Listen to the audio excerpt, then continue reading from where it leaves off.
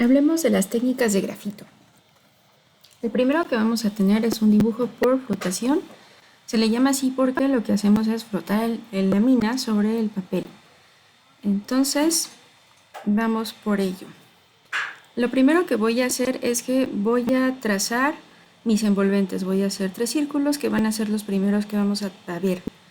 En los que vamos a ver grisados, vamos a ver ashurado también. Los grisados tienen que ver con el no dejar los objetos transparentes. Un grisado implica que todo lo que vayamos a trazar va a tener que tener primero un relleno. Nota cómo lo primero que estoy haciendo es rellenando todo el objeto para que esto me permita tener un control sobre lo que estoy trabajando. El objeto no es transparente. Una vez que el objeto está relleno, entonces puedo proceder a dar una sombra. La luz que yo voy a trabajar viene de derecha a izquierda y vamos a ver cómo se va a lograr. No he separado la mina del papel, se mantiene siempre en el mismo espacio. Una vez que ya di el grisado original sobre el objeto, voy a empezar a llenar de grafito. El lápiz que estoy usando es un lápiz 2B, entonces va a llegar un momento en que yo necesite un valor tonal distinto, mucho más oscuro, y para eso voy a necesitar de otro lápiz, pero empiezo con este. Llegado el momento, voy a necesitar más grafito y no puedo dejar un surco sobre el papel, sería matarle la textura. Entonces te decía que tenía el 2B, voy por un lápiz 6B. Y este lápiz 6B me va a permitir darle el otro valor tonal que estoy trabajando. Sigo sin separar el grafito, entonces en ningún momento estoy separando el lápiz, simplemente voy con pasadas, muchas pasadas sobre los distintos espacios y voy rellenando las zonas de volumen. Nota que en la orilla del círculo que estoy rellenando, esta esfera que estoy trazando, no estoy llenando todo de grafito. ¿Por qué? Bueno, pues porque la luz no nada más va a tocar al objeto, también va a tocar la superficie y la superficie va a reflejar parte de su luz al objeto. Por eso es que siempre que tenemos un objeto en revolución como este círculo, vamos a tener un halo en la zona de la sombra. Ahora, esto se ve falso. ¿Por qué? Pues porque no estoy sobre nada. Una vez que yo lo pongo sobre una superficie, esto me va a dar un poco más de la imagen de la realidad que estoy buscando en el objeto. El objeto tiene una luz suave, por eso es que la luminosidad es esta. Entonces también la sombra que voy a tener es suave, es decir, del punto central hacia las orillas voy a tener un degradado de la propia sombra y también hay un halo entre el objeto y la sombra, entonces el punto más oscuro de esta sombra, que es una sombra suave, va a ser la parte central. Eso me va a permitir tener un mejor volumen. El que sigue es el grisado por volutas. Como su nombre lo dice, voy a hacer bolas, voy a hacer muchas bolitas dentro del objeto. Esto es muy fácil de utilizar y les va a ayudar mucho si todavía no tienen confianza en el volumen, en el grisado. ¿Por qué? Pues porque simplemente voy a hacer un grisado por volutas, es decir, voy a hacer que el objeto, por puras bolitas, vaya obteniendo un valor tonal gris. Y después voy a empezar a hacer más bolitas, sin separar el grafito del papel. Digo, si lo separas no pasa nada, pero esto te ayuda a ir perdiéndole miedo. Y voy a empezar a darle otro valor tonal. Nota que también en este caso estoy dejando el halo de luz y voy trazando la sombra suave porque tengo una iluminación suave. El grisado por volutas te permite mucho trabajar con texturas ideales para objetos orgánicos. Voy haciendo este grisado y me voy ayudando de bolitas, voy haciendo muchas bolitas. Recuerda siempre, todo objeto tiene un color, no hay objetos transparentes, entonces siempre recuerda hacer el grisado completo y a partir de ahí vas a trabajar los volúmenes y vas a trabajar las sombras resultantes de esta iluminación. La luz que toca el objeto y la luz que va a generar esta sombra y el halo de la superficie reflejándose sobre el objeto. Vamos por el último, que es el asurado. En el asurado sí voy a separar el grafito del papel cada vez. ¿Por qué? Porque estoy haciendo líneas equidistantes. Entonces estas líneas equidistantes, me van a ayudar a hacer el asurado. Siempre en la misma dirección. Y gracias a estas líneas hago el primer grisado y después voy haciendo las líneas en donde requiero que se vea la zona oscura del objeto. Voy a partir de la misma fuente de luz y el asurado lo único que me pide es que las líneas equidistantes tengan la misma dirección y que se separen cada vez, porque de otra forma sería un grisado por flotación y aquí es un asurado. El grisado se da por el asurado y voy a trazar de esta manera el volumen. No importa si ya pasé por alguna parte, puedo volver a pasar dependiendo de lo que me vaya pidiendo el volumen. Lo único que me pide la técnica del asurado es ir haciendo estas líneas equidistantes. Equidistantes porque, recuerda, van a tener la misma distancia entre ellas y van a partir de las mismas direcciones. Y del mismo modo voy a dejar este halo que está dándole un aspecto de mayor volumen a mi objeto, y el halo tampoco es transparente, también el halo va a tener un valor tonal. Ahora, incluso puede ser que el halo tenga un valor tonal mayor al del objeto, dependiendo de cómo está iluminando la luz de la superficie sobre la que está el objeto. Y con el mismo asurado, con las mismas líneas equidistantes, voy a hacer el espacio de la sombra. Y del mismo modo, decíamos, hay que dejar una luz entre el objeto y la sombra. Y aquí sigo haciendo mis líneas. En este caso van a ser un poco más rápidas porque, bueno, ya son líneas mucho más pequeñas.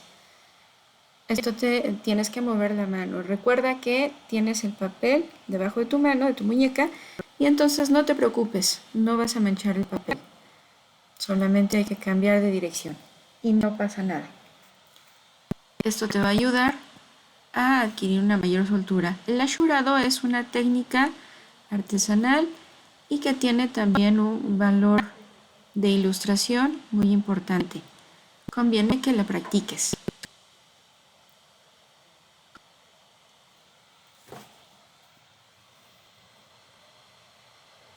Termino nada más con esta parte de la sombra, doy un poco más de sombra y ya está. Vamos a ver un ejercicio de volumen. Este ejercicio te va a ayudar mucho. ¿Por qué? Porque vas a practicar en todos los aspectos y porque, aunque parto del mismo espacio que era una envolvente redonda, este ejercicio de volumen me va a permitir obtener un valor distinto, el valor de la percepción. La percepción con un ejercicio como este va a hacer que al final el objeto parezca multiforme en lugar de ser una sola forma redonda que es la que da origen. Lo primero que voy a hacer es, con cuidado de no matarle el grano al papel, voy a colorear la parte oscura y voy a dar el grisado en todas las superficies que en este momento permanecen claras. Lo primero es eso, es el grisado, y cuando termine esta parte quiero que notes que el objeto, todo lo que yo hice, todas estas círculos que están dentro del espacio redondo. Entonces, esto va a permitir que hagas el ejercicio y que puedas practicarlo en cantidad de veces. Incluso si tu idea es trabajar con burbujas o con esferas, bueno, esto puede ayudarte. Acuérdate que a esto todavía le puedes dar efectos de luz si utilizas la técnica de la goma, que en un momento más vamos a ver. Ahí está. Esto es totalmente redondo. Pero ve lo que ocurre cuando empiezo a aplicar el valor tonal negro que me está dando en este caso mi lápiz 6B. Cuando empiezo a hacer este tipo de ilustración, esto me puede servir para dibujar quizás piedras de río, quizás granos de alguna semilla, y me va a permitir también hacer que un objeto que es regular parezca irregular y con una mayor organicidad. Nota que ya no tengo que trabajar sobre el grisado, nada más voy a trabajar directamente sobre las sombras. ¿Por qué? Porque el objeto ya es gris. Entonces ya no tengo que preocuparme porque parezca transparente. Incluso lo transparente siempre va a tener un grado de gris.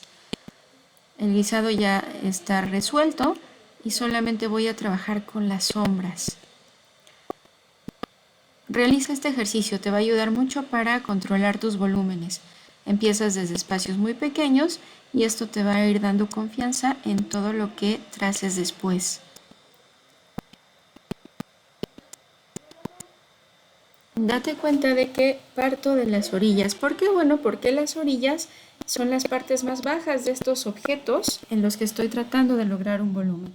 En este que está arriba voy a generar un volumen dentro de otro volumen. ¿Por qué? Pues simplemente porque rellené algunas partes con un valor tonal mucho más oscuro.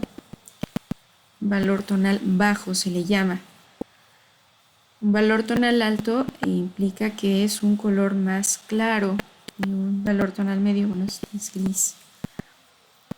Nota cómo conforme va avanzando esta ilustración, se van viendo como si fueran piedras o como si fueran objetos que están dentro de un espacio.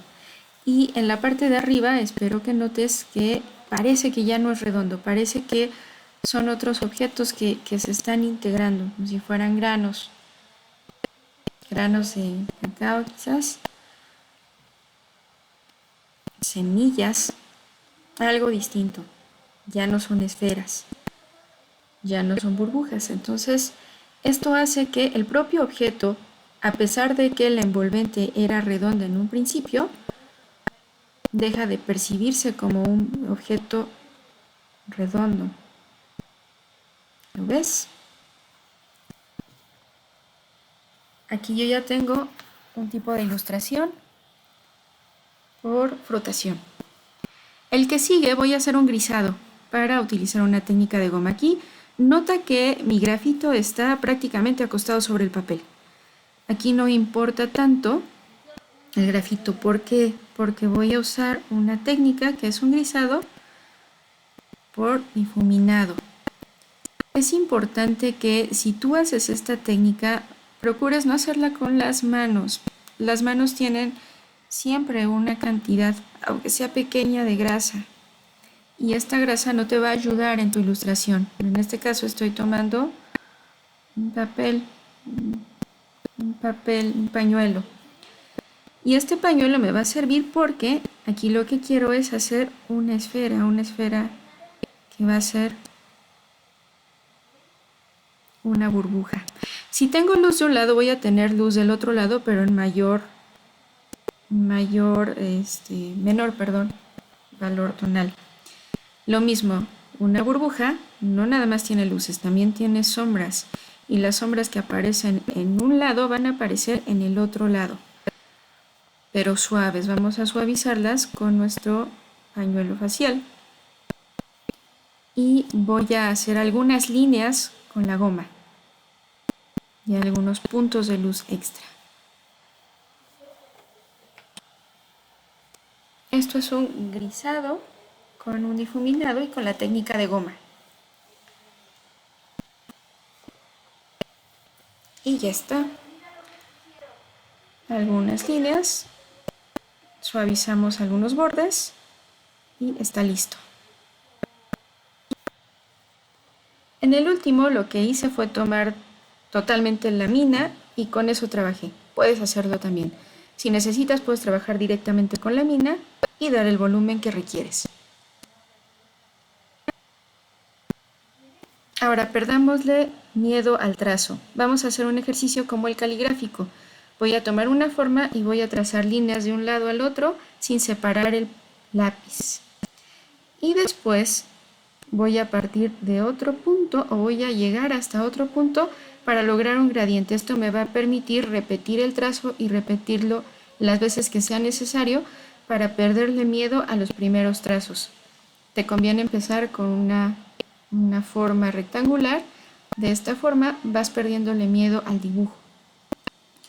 Después cambia de trazo.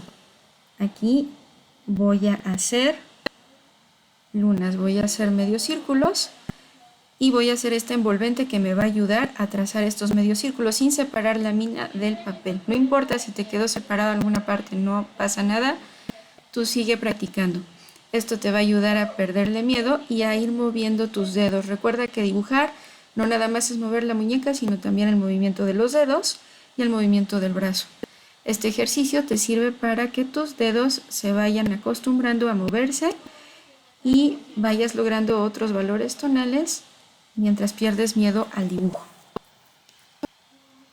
Un ejercicio más es ir de mayor a menor, simplemente trazando. Entonces voy a ir haciendo cada vez un trazo menor, partiendo de otro punto para lograr un gradiente y otro valor tonal.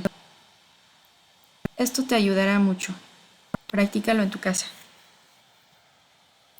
El último va a ser el trazo, pero en una forma elíptica, de tal forma que nunca me separe del papel. No importa si en algún momento me quedo muy separado, está bien. ¿Por qué? Porque vas a volver a trazar y esto te ayuda a que tus dedos vayan soltándose.